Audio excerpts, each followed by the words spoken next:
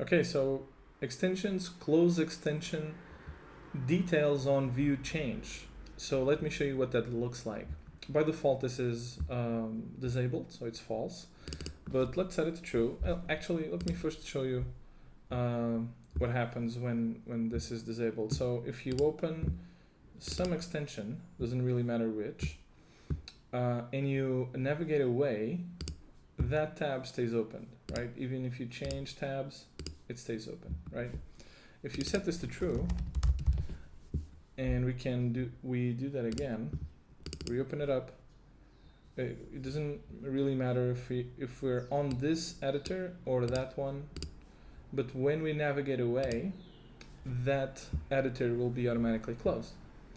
I don't find that to be particularly useful.